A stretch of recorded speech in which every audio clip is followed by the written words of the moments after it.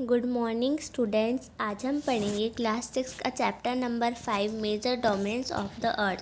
First chapter में हमने देखा था कि अर्थ यानी कि जो हमारी पृथ्वी है वो ऐसा इकलौता प्लेनेट है जहाँ पे लाइफ पॉसिबल है।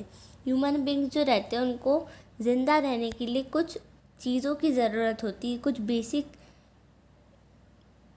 नीड्स होती हैं उनकी, जैसे कि लैंड, वाटर, एयर, जो सब अर्थ पे प्रेजेंट हैं।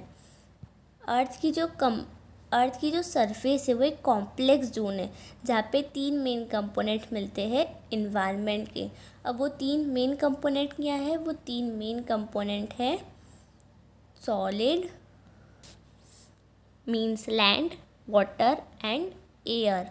अब जो हमारा सॉलिड पोर्शन होता है अर्थ का, जहाँ पर हम रहते हैं, उसको क्या बोलते हैं? उससे हम बोलते हैं लिथोस्फेयर।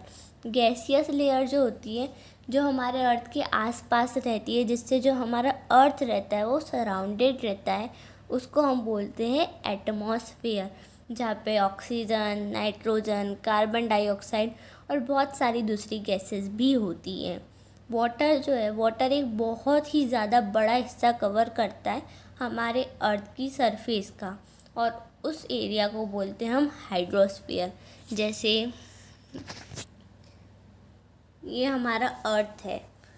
अब अर्थ में मान लीजिए इतना हिस्सा जो है, ये जहाँ पे मैंने शेड करा है वो हिस्सा वाटर ने कवर कर रखा है। तो ये जो एरिया है, जो ये हिस्सा है जो वाटर ने कवर करा है, उसे हम बोलेंगे हाइड्रोस्फीयर। और जहाँ पे सॉलिड होगा उसे क्या बोलेंगे? उसे हम बोलेंगे लिथोस्फीयर। मतलब ये हमारा हुआ लिथोस्फीयर, ये हमारा हुआ हाइड्रोस्फीयर।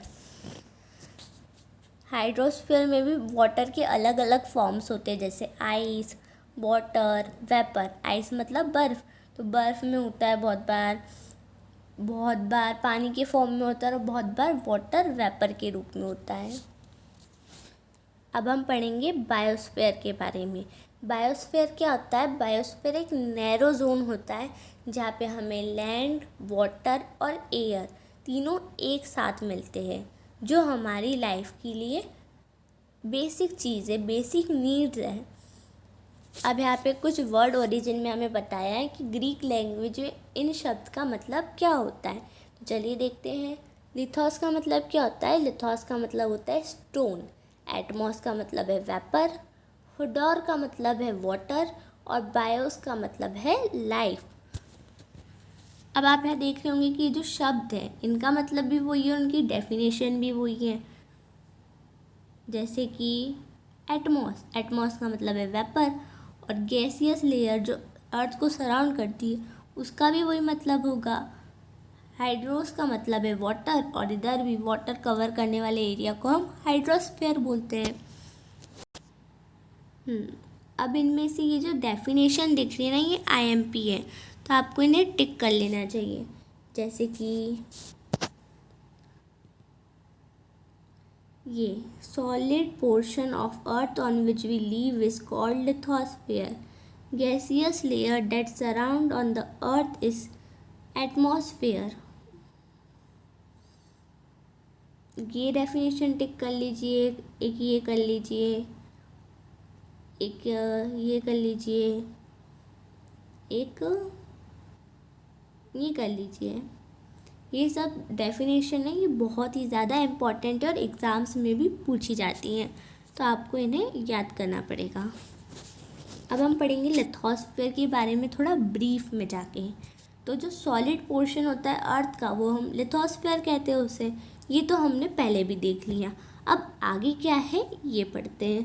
तो आगे क्या है? अब ये जो लिथोस्फीयर होता है ये अर्थ क्रस्ट के रॉक को कंप्राइज करता है, और साथ ही में इसमें सॉइल की जो थिन लेयर होती है वो होती है। अब वो जो सॉइल की थिन लेयर होती है उसमें बहुत सारे न्यूट्रिशंस होते हैं, एलिमेंट्स होते हैं। अब हमारा जो लिथोस्फीयर है, यानी कि जो हमारी अर्थ सरफेस है, अर्थ सरफेस को कितने भागों में बांटा है? 2 भाग में।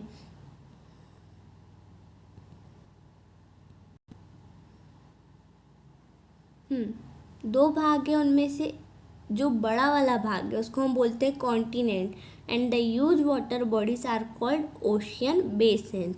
All the ocean of the world are connected with one another.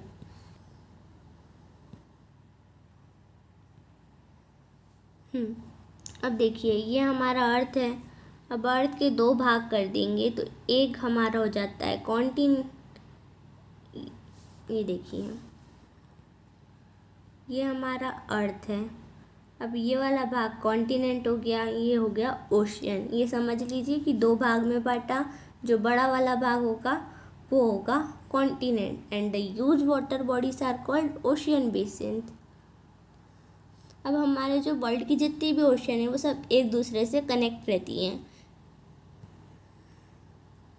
The level of sea water remains the same everywhere. अब जो हमारे सी वाटर का लेवल होता है वो सभी जगह एकदम सेम होता है, बराबर होता है। अब ये देखिए ये हमारे वर्ल्ड की कॉन्टिनेंट्स और ओशियंस हैं। अब आप यहाँ देख सकते हैं ये नॉर्थ अमेरिका, ये एक कॉन्टिनेंट है, यूरोप कॉन्टिनेंट है, एशिया कॉन्टिनेंट है। वैसे आपको पता है हम कौन से कॉन्टिनेंट पे रहते हैं? हम बताइए कौन से में रहते हैं? इसमें, इसमें, इसमें, इसमें, किस में? ये इसमें। हम इसमें रहते हैं, एशिया कॉन्टिनेंट में। और ये हमारी ओशियन है, जैसे एक इंडियन ओशियन है, पैसिफिक ओशियन है, अटलांटिक है, आर्कटिक है। ये सारी हमारी ओशियंस है, साउथर्न ओशियन। तो आप देख रहे होंगे कि हमारी जितनी भी ओशियन है वो एक दूसरे से कैसे ना करके कनेक्ट हो रही है, मतलब मिल रही है।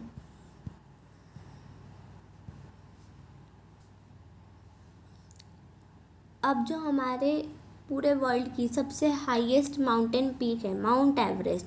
माउंट एवरेस्ट हमारी सी लेवल से 8,848 मीटर्स ऊपर है। The greatest depth of 11,022 metre is recorded at Mariana Trench in the Pacific Ocean. तो अब आप देख रहे होंगे कि सी लेवल से माउंट एवरेस्ट की जो भी हाइट है, जो भी डिस्टेंस है, लेंथ है, कुछ भी कह दो आप, तो वो कितनी है? वो हमारी है 8,848। और वही जो हमारी पैसिफिक ओशन की लेंथ है वो कितनी है? वो 11,022 है। मतलब आप देख रहे होंगे कि वो माउंट एवरेस्ट और सी लेवल से भी ज़्यादा है। तो मतलब वो कितना गहरा समुंदर होगा। अब कॉन्टिनेंट्स के बारे में हम पढ़ेंगे। अभी हमने देखा कॉन्टिनेंट्स होते हैं, लेकिन क्या होते हैं कॉन्टिनेंट्स, ये अब हम जानेंगे कि क्या होते हैं। उसके पहले यहाँ पर कुछ जनरल नॉलेज की बात बताई गई है, तो हम पढ़ते हैं इन्हें भी। तो यहाँ पे क्या बोला गया है? यहाँ पे बोला गया है कि एडमुंड हिलेरी न्यूजीलैंड के थे और टेंजिंग नॉर्गे शेरपा इंडिया के थे। वो लोग जो थे वो फर्स्ट मैन थे माउंट एवरेस्ट पे चढ़ने वाले। जुंको टाबई जो जापान के थे वो फर्स्ट वुमेन थी माउंट एवरेस्ट पे चढ़ने वाली।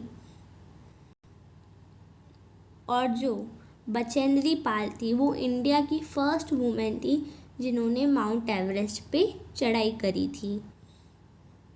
अब हम कॉन्टिनेंट्स के बारे में पढ़ेंगे। कॉन्टिनेंट्स होते कितने? कॉन्टिनेंट्स होते हैं 7। अब हमारे 7 कॉन्टिनेंट्स होते हैं और वो जितने भी कॉन्टिनेंट्स हैं वो सब एक लार्ज वाटर बॉडी से सेपरेट करे गए हैं। अब इन कॉन्टिनेंट के नाम क्या है?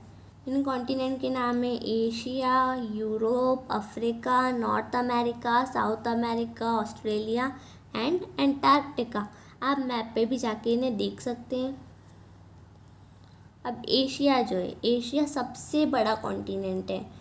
It covers about 1/3 of the total land area of earth.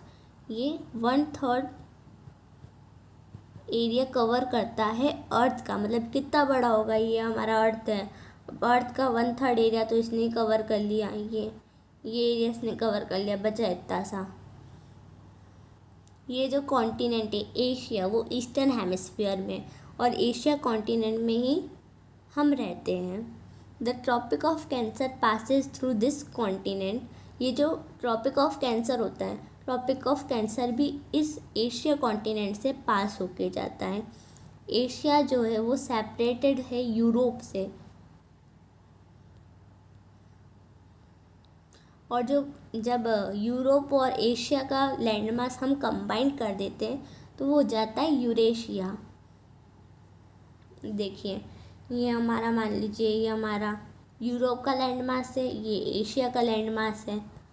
अब हमने क्या करा, अब हमने ये, मान लीजिए ये यूरोप का है, ये एशिया का है, अब इन्हें जाके हमने जोड़ दिया तो ये क्या हो जाएगा, पहले ये यूरोप था, ये यूरोप था और ये एशिया था। अब क्या हो गया ये, अब ये यूरेशिया हो गया। यूरेशिया, यूरेशिया कैसे हो गया, यूरोप का हमने EUR जोड़ दिया और एशिया का हमने पूरा एशिया जोड़ दिया, तो क्या हो गया यूरेशिया। यूरोप जो है वो थोड़ा छोटा है, थोड़ा नहीं मतलब बहुत ही ज़्यादा छोटा है एशिया से। ये जो कॉन्टिनेंट है लाई करता है वेस्ट एशिया की तरफ। आर्कटिक सर्कल जो है वो इससे पास होके जाता है। It is bound by water bodies on 3 side. इसके मतलब 3 साइड वाटर बॉडीज हैं। आप मैप पे भी इसे लोकेट कर सकते हैं। अफ्रीका, अब अफ्रीका जो है सेकेंड लार्जेस्ट कॉन्टिनेंट है एशिया के बाद। एशिया फर्स्ट है, फिर अब में अफ्रीका आ गया। द इक्वेटर और 0 degree latitude runs almost through the middle of continent. और जो अफ्रीका का ज़्यादातर हिस्सा है वो नॉर्थन हेमिस्फीयर में रहता है। और ये एक ऐसा कॉन्टिनेंट है जहाँ से Tropic of Cancer, equator, Tropic of Capricorn तीनों पास होते हैं। मतलब इसकी ये विशेषता है, ये इसकी क्वालिटी है, बाकी किसी से नहीं होते, बस अफ्रीका से ही होते हैं। ट्रॉपिक ऑफ कैंसर, इक्वेटर और ट्रॉपिक ऑफ कैप्रिकॉर्न। अब ये जो सहारा डेजर्ट है, सहारा डेजर्ट क्या है, सहारा डेजर्ट पूरी दुनिया का सबसे लार्जेस्ट, सबसे बड़ा गर्म डेजर्ट है, हॉट डेजर्ट है, जो अफ्रीका में लोकेट है। ये जो कॉन्टिनेंट है ये ओशियन और सी से घिरा हुआ है। आप नोटिस करेंगे कि जो हमारे वर्ल्ड की सबसे बड़ी रिवर है नाइल, वो भी अफ्रीका से ही फ्लो होती है। अब नॉर्थ अमेरिका के बारे में बात करेंगे। नॉर्थ अमेरिका क्या है, नॉर्थ अमेरिका तीसरा लार्जेस्ट कॉन्टिनेंट है वर्ल्ड का। ये जो है ये साउथ अमेरिका से लिंक है with a very narrow strip of land, जिसको हम बोलते हैं isthmus of Panama. The continent lies completely in northern and western hemisphere. अभी जो कॉन्टिनेंट ये नॉर्थन और वेस्टर्न हेमिस्फीयर में ही लाई करता है। अब यहाँ पे बोला गया है कि आपने ये तो जान लिया कि 3 ओशन इसको सराउंड करती हैं, लेकिन वो 3 ओशन है कौन सी। अब हम पढ़ेंगे साउथ अमेरिका के बारे में। साउथ अमेरिका जो है वो लाई करता है मोस्टली सदर्न हेमिस्फीयर में, which 2 ocean surround it on the east and west. The ends, अब जो एंड्स है वो वर्ल्ड का लॉन्गेस्ट माउंटेन रेंज है जो रन करता है north to south. South America में वर्ल्ड की लार्जेस्ट रिवर है अमेज़न। अब ऑस्ट्रेलिया के बारे में पढ़ेंगे। अभी हमने साउथ अमेरिका के बारे में पढ़ा कि साउथ अमेरिका में सबसे बड़ी रिवर अमेज़न है, वो सदर्न हेमिस्फीयर में लाई करता है। वहाँ पे एंड्स माउंटेन है जिसकी रेंज सबसे ज़्यादा है। और अब ऑस्ट्रेलिया क्या है, ऑस्ट्रेलिया छोटा सा कॉन्टिनेंट है जो पूरा सदर्न हेमिस्फीयर में लाई करता है और इसके आसपास ओशियन और सी है, इसलिए इसको आइलैंड कॉन्टिनेंट भी कहा जाता है। अब एंटार्क्टिका भी कम्प्लीटली सदर्न हेमिस्फीयर में और ये बड़ा कॉन्टिनेंट है। अब जो साउथ पोल है वो ऑलमोस्ट बीचों बीच लाई करती है कॉन्टिनेंट के। अब हमने ये देखा कि ये साउथ पोल रीजन में लोकेटेड है, मतलब ये बात तो पक्की हो गई कि वहाँ पे ठंड तो बहुत ही ज़्यादा पड़ती होगी। वहाँ पे हमेशा जो भी घर वर रहते होंगे वो सब बर्फ़ से ढके रहते होंगे।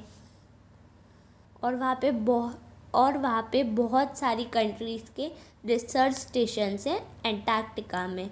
इंडिया के भी वहाँ पे 2 रिसर्च स्टेशंस हैं। कौन से हैं? एक है मैत्री और एक है दक्षिण गंगोत्री। ये भी इम्पोर्टेंट चीज़ें, ये भी पूछी जा सकती है। अब मेरे हिसाब से एक बार मुझे इस्थमस ऑफ पन्ना एक बार और पढ़ाना चाहिए, क्योंकि थोड़ा कन्फ्यूज़न रह जाता है उसमें। तो चलिए मैं एक बार और अच्छे से आपको समझा देती हूँ कि इस्थमस ऑफ पनामा होता क्या है। तो इस्थमस ऑफ पनामा बहुत सिंपल सी बात है। ये देखिए, ये हमारा नॉर्थ अमेरिका है, ये हमारा साउथ अमेरिका है। अब नॉर्थ अमेरिका और साउथ अमेरिका दोनों जुड़ रहे हैं। इधर आप देखेंगे कि इधर थोड़ा सा एकदम छोटी सी उससे जुड़ रहे हैं। तो इसको हम बोलते हैं इस्थमस ऑफ पनामा, मतलब बहुत ही छोटी सी लाइन जो दोनों लैंड्स को जॉइन कर रही है। अब हम एक बार स्ट्रेट के बारे में पढ़ेंगे। स्ट्रेट क्या होता है?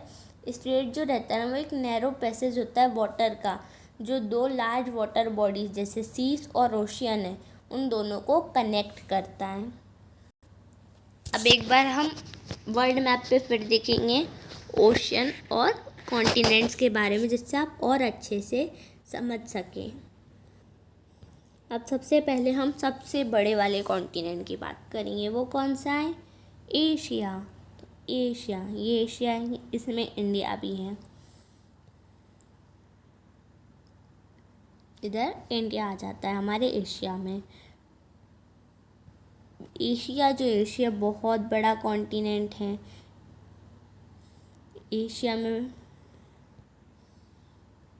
एशिया जो है वो हमारा बहुत सारा हिस्सा कवर करता है अर्थ का, मतलब 1/3 हिस्सा कवर कर लेता है अर्थ का। 3 हिस्से हैं वो कवर कर लेता है। अब हम पढ़ेंगे सेकंड लार्जेस्ट के बारे में। वो कौन सा है? वो है अफ्रीका। अफ्रीका के बारे में हमने देखा था कि अफ्रीका में नाइल रिवर है, सहारा डेजर्ट है, जो सबसे ज़्यादा गर्म, मतलब गर्म तो सभी रहते हैं लेकिन वो बहुत बड़ा भी है, और गर्म डेजर्ट है, मतलब रेगिस्तान है। उसके बाद कौन सा पढ़ेंगे? उसके बाद हम साउथ अमेरिका के बारे में पढ़ेंगे। वैसे तो 3rd नंबर पे नॉर्थ अमेरिका आता है, लेकिन हम साउथ अमेरिका के बारे में पढ़ेंगे।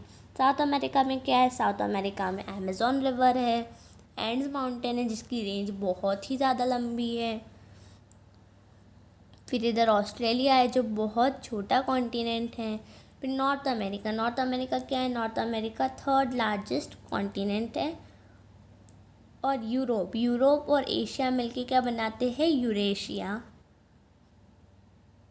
अब हम पढ़ेंगे हाइड्रोस्फीयर के बारे में। हाइड्रोस्फीयर, अब हमारा अर्थ है, अर्थ को कौन सा प्लैनेट बोलते हैं? अर्थ को बोलते हैं ब्लू प्लैनेट। क्यों? क्योंकि अर्थ में 71% से भी ज़्यादा हिस्सा अर्थ का पानी ने, यानी वाटर ने कवर कर रखा है, और 29% जो है वो है लैंड। इधर भी आप देख सकते हैं, ये हमारा मान लीजिए अर्थ है, तो अर्थ का जो 97.2% है वो सिर्फ ओशियंस ने घेर रखा है, मतलब पानी, वाटर ने।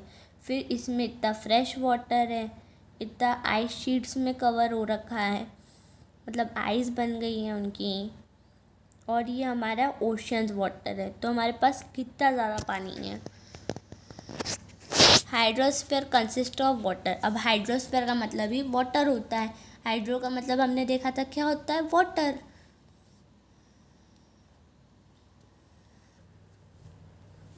अब 97% से भी ज़्यादा अर्थ का जो वाटर है, जो पानी है, वो ओशियंस में पाया जाता है, जो बहुत ही ज़्यादा खारा होता है, यानी सॉल्टी होता है, और ह्यूमंस उसको यूज़ भी नहीं कर सकते हैं।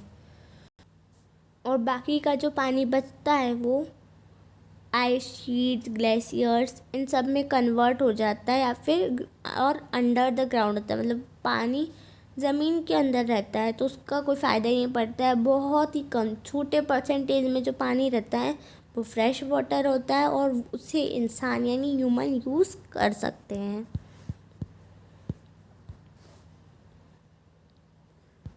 अब यहाँ पर आपको एक पजल दी है जिसमें आपको ब्लॉक्स काउंट करने हैं और ब्लॉक्स से आपको पता चल जाएगा अगर जिसके सबसे ज़्यादा ब्लॉक्स होंगे वो सबसे बड़ा कॉन्टिनेंट, जिसके सबसे कम होंगे वो छोटा कॉन्टिनेंट। यहाँ पे 2 क्वेश्चन पूछे गए, आप उनका भी ब्लॉक्स गिन के जवाब दे सकते हैं। जैसे लार्जेस्ट कॉन्टिनेंट कौन सा है, अब जिसके ब्लॉक ज़्यादा है वो लार्जेस्ट कॉन्टिनेंट, तो एशिया में हमें ब्लॉक ज़्यादा दिख रहे तो वो लार्जेस्ट हो गया।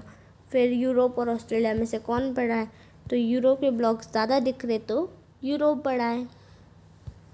बस ऐसे हमें इसके जवाब देना है। अब ओशियंस वाला पार्ट जो है वो हम नेक्स्ट वीडियो में कवर करेंगे। आई होप आपको ये समझ आया होगा। Thank you.